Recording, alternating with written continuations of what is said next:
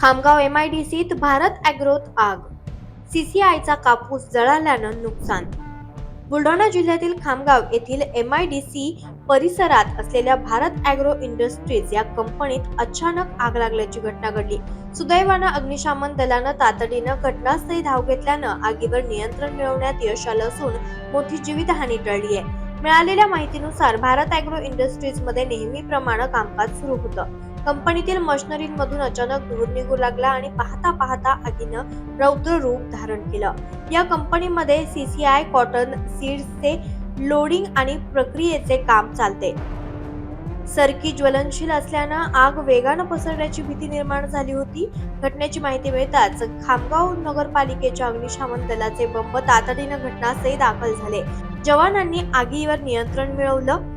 प्राथमिक अंदाजानुसार मशिनरीमध्ये अचानक तांत्रिक बिघाड होऊन शॉर्ट सर्किट किंवा घर्षणामुळे ठिणगी उडाली असावी आणि त्यातूनच ही आग लागली असावी असा अंदाज अग्निशमन दलाच्या अधिकाऱ्यांनी व्यक्त केला। या आगीत कंपनीतील मशिनरीचं नुकसान झालं असून काही प्रमाणात साठवलेल्या कापूस बियांचेही नुकसान झाल्याची माहिती आहे।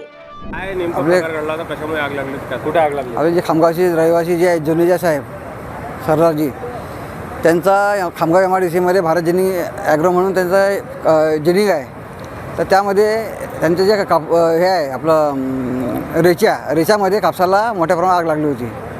तर खामगाव नगरपालिका आपल्या दोन्ही गाड्या वापरून तिथे बोलावलेलं आहे। आग विझवण्याचं काम चालू आहे। आग नियंत्रणात आहे। किरकोळ स्वरूपाची आग आहे ती। कशामुळे आग लागलेला अंदाज तुमचा? आग माझा एक असा अंदाज आहे की रेच्यामध्ये एखादी गारगोटी वगैरे येऊ शकते, त्यामुळे आग स्पार्किंग वगैरे होऊन ते आग लागण्याची शक्यता नाकारता येत नाही।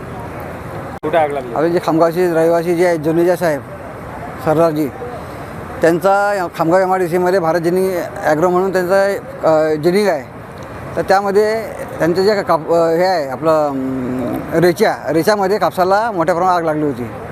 तर खामगाव नगरपालिका आपल्या दोन्ही गाड्या वापरून तिथे बोलावलेलं आहे। आग विझवण्याचं काम चालू आहे। आग नियंत्रणात आहे। किरकोळ स्वरूपाची आग आहे ती। कशामुळे आग लागलेला अंदाज तुमचा? आग माझा एक असा अंदाज आहे की रेच्यामध्ये एखादी गारगोटी वगैरे येऊ शकते, त्यामुळे आग स्पार्किंग वगैरे होऊन ते आग लागण्याची शक्यता नाकारता येत नाही। लोकनायक न्यूज